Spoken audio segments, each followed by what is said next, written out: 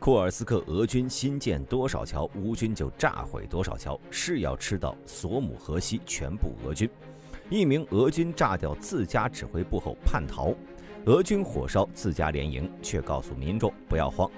库尔斯克没有无东重要，美军高超音速武器试射成功，台湾第一批军用无人机厂商敲定。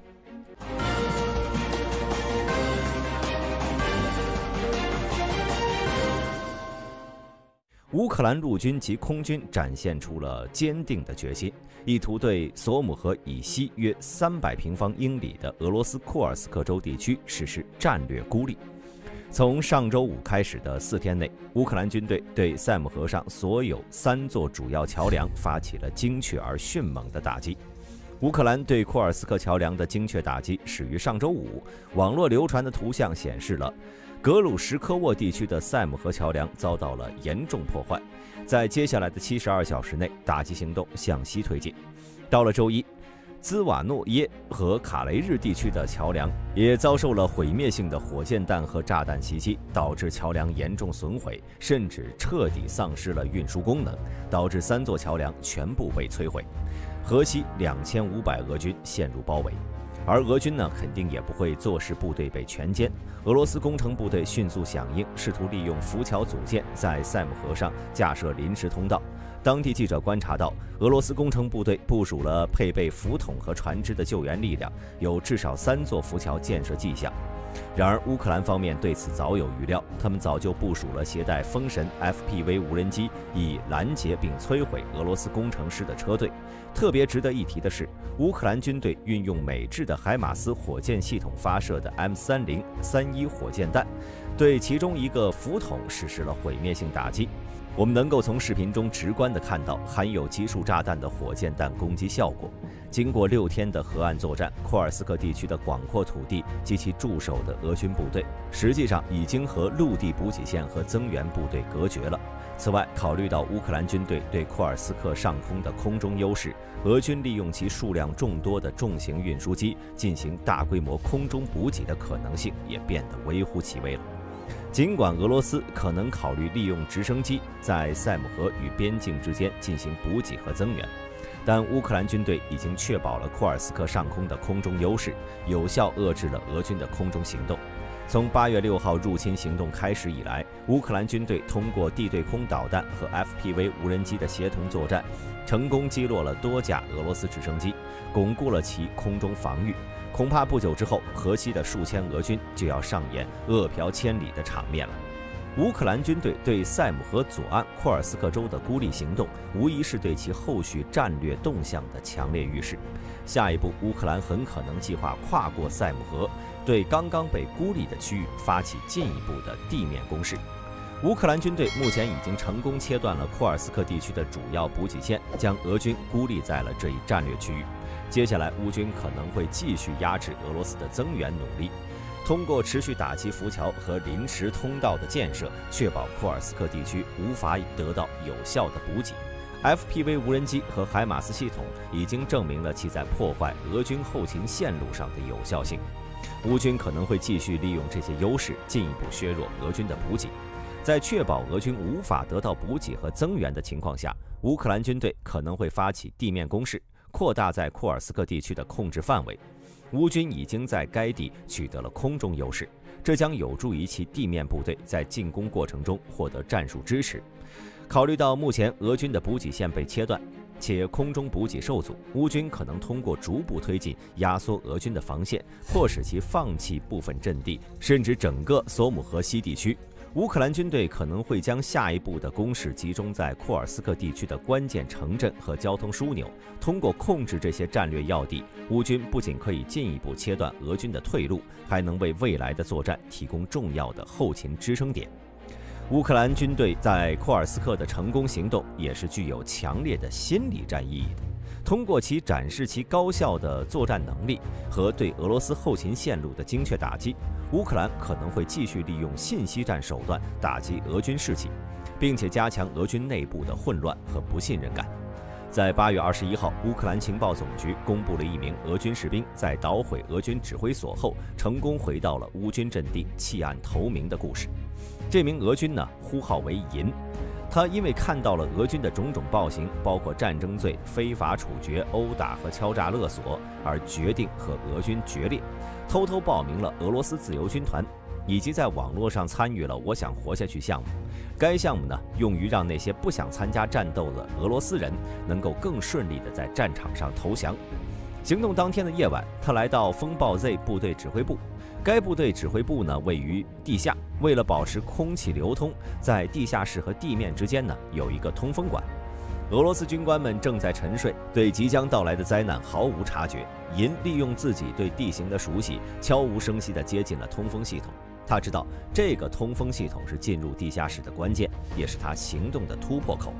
他回忆说，地下室里大约有15个人，在这个房间里，一根管子就在指挥官睡觉的床上方。他进入了入口旁边的街道，决定向这个管道扔1、2枚手榴弹，这样他们就会在他们旁边爆炸。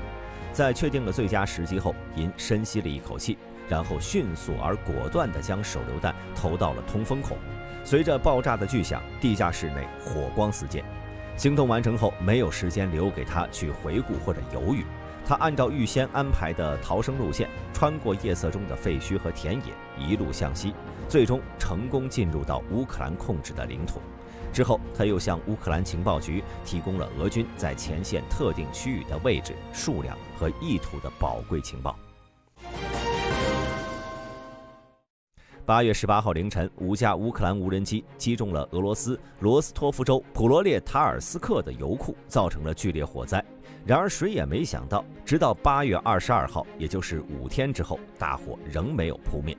至今，油库已经发生了多次大爆炸，导致救援人员彻底放弃了救援。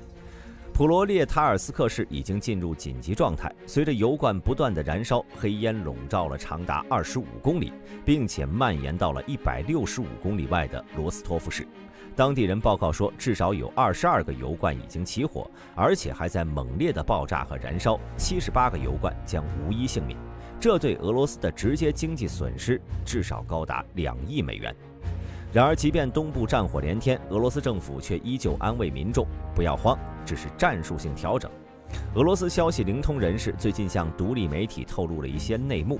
他表示，克里姆林宫正在忙着干一件事，想让俄罗斯老百姓觉得乌克兰在库尔斯克州行动只是小动作，看习惯就好，别太在意。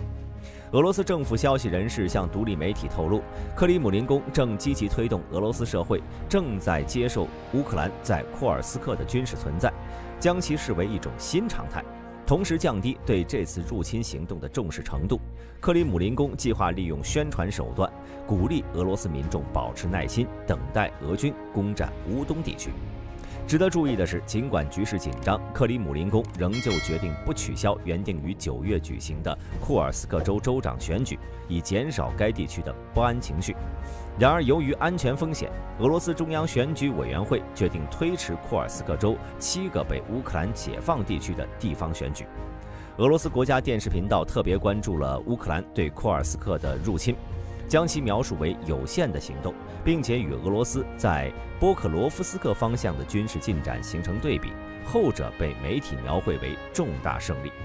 同时，这位消息人士还透露，克里姆林宫最初对乌克兰入侵库尔斯克州感到震惊和担忧，但很快就平静下来，因为乌克兰军队的行动并未触及到库尔斯克市等人口密集的地区中心，大部分官员对库尔斯克州的战斗保持信心。该媒体还指出，俄罗斯官方在报道时开始更多地将库尔斯克州及其居民描绘成支持俄罗斯在乌克兰的军事行动。然而，目前已经有充分的证据显示，乌军在库尔斯克地区展开人道救援行动，通过实际行动赢得了当地居民的支持。8月21号，乌克兰内政部长顾问安东·格拉什琴科发布了一段视频。视频显示，一名俄罗斯妇女在自家门口面对突然出现的乌克兰士兵，最初呢显得有些惊慌失措，双手紧张地交缠在一起。然而接下来的一幕出乎他的意料，乌克兰士兵没有做出任何威胁的举动，相反，他们递给了他一箱装满食物的箱子。士兵们的眼神充满了友好和同情，他们轻声告诉他，可以将这些食物分享给那些因为害怕自己而不敢出门的邻居们。妇女的心情瞬间转变，她他称这些乌军为亲爱的男孩，并不断双手合十向他们表达谢意。紧接着，妇女走进了那2名乌克兰士兵，她张开双臂，紧紧地拥抱了他们。接下来我们来看一下战线。在8月21号，哈尔科夫州、卢甘斯克州，俄乌双方均未取得战果。值得一提的是，沃夫昌斯克骨料厂地区仍有一支部队没有撤出。之前俄军打通了进攻通道，导致部分俄军从骨料厂撤出。在顿涅茨克，俄乌双方对于纽约村的归属权有所争议。俄军声称完全占领此地，但乌军表示他们依旧控制着20%的地区。目前有证据显示，俄军控制着纽约村的核心地区。同时，在红军村东南部，俄军开始在茹拉夫卡西北部行动，但目前该地区视频证据很少，因此大兵无法判断此处情况。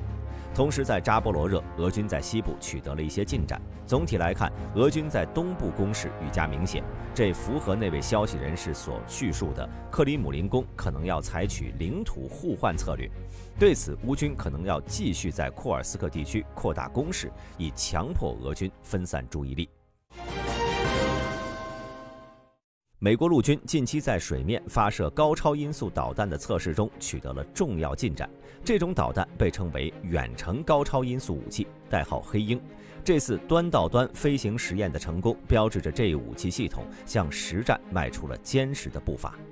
实验是从夏威夷考爱岛的太平洋导弹靶场设施进行的，导弹以接近实战配置的状态发射。黑鹰是一种由卡车发射的系统，配备了洛克希德马丁公司和诺斯罗普格鲁曼公司联合开发的2级火箭助推器，目的是将海军的通用高超音速滑翔体加速到极高的速度和高度。CHGB 在与助推器分离后，将以超过5马赫的速度向目标高速滑翔。其高速和机动性使得现有的大多数防空系统难以拦截。美国国会研究服务局的报告指出，黑鹰导弹系统射程可达1725英里，速度远超5马赫，预计未来将针对太平洋区域。尽管黑鹰据报道射程为1725英里，但6月28号的全面测试显示，导弹是从夏威夷发射场到了马绍尔群岛测试场的撞击点，实际覆盖了约2000英里。该武器系统设计用于在朱姆沃尔特级驱逐舰上服役。高超音速滑翔飞行器是现代高超音速武器的2大类别之一，俄罗斯也发展了类似的武器系统。与此同时，高超音速巡航导弹则采用了超燃冲压发动机等先进推进技术。美国尽管有几款此类武器正在开发中，但还没有证据表明它们已经投入实战使用。黑鹰在早期测试中遇到了一些挑战，包括助推器故障和发射器问题，但这些问题似乎主要与支持系统有关系，而非 CHGB 本身。这次与美国空军测试的 AGM-183A ARRW 高超音速滑翔飞行器所面临的情况相似，后者的测试困境使得未来其部署仍然不明朗。尽管如此，黑鹰及其 CHGB 在成功完成全面飞行测试后，可能正朝着实战部署迈进。美国陆军此前已经表示，该武器系统已经准备好投入生产。陆军官员声称，首枚生产质量的武器可以在测试成功后短短6周内交付。首批8枚导弹预计将在11个月内到达。一旦部署，黑鹰发射车将由改装的 M870A4 和4个发射器组成。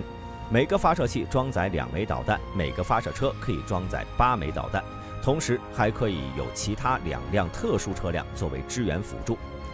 华盛顿刘易斯麦克德联合基地的第5野战炮兵团第3营计划建立首个黑鹰作战单位，预计该装备将在2025年投入使用。这标志着美国陆军在高超音速武器领域的重大进展，将大幅提升其远程打击能力。为了有效应对现代战争中日益严峻的无人机威胁，台湾决定采购大量符合军事规格的商用无人机。经过台湾军方组织的评选小组对6款军用商用无人机厂商进行严格的资格审查和评估后，共有7家厂商成功入围最终的竞标阶段。台湾军方在21号宣布了中标结果。中光电智能机器人股份有限公司在微型无人机项目中以12亿3616万3500元的报价胜出了。击败了经纬航天科技和俊维国际贸易等竞争对手。神通资讯则在手持型和战术型无人机项目中独家中标，中标金额分别为5亿6546万7984元和12亿7765万9113元。长荣航天科技在舰载型侦察无人机项目中以4亿223万5700元的报价过关，而在侦察型无人机项目中，中光电在与雷虎科技的竞争中脱颖而出，中标金额为9亿8481万736元。至于预算最高的陆用型侦察无人机项目，智飞科技与长荣航天科技进行了激烈的角逐，最终智飞科技是以24亿959万400元的报价赢得了这一最高金额的订单。由于台湾军方这次采购的6款军用商用无人机数量高达3400多架，总预算高达69亿元，因此吸引了众多有能力整合无人机技术的厂商积极竞标。许多厂家通过媒体宣传，渲染自己的竞标实力，同时也带动了公司股价的上涨。在台湾军方开放投标时，有超过10多家厂商参与投标，最终经过资格审查和评选，最终是只有7家厂商进入到最后的决标评选阶段，由4家厂商获得了订单。本期视频到此结束，欢迎各位在评论区留言讨论。我是大兵，我们下期再见。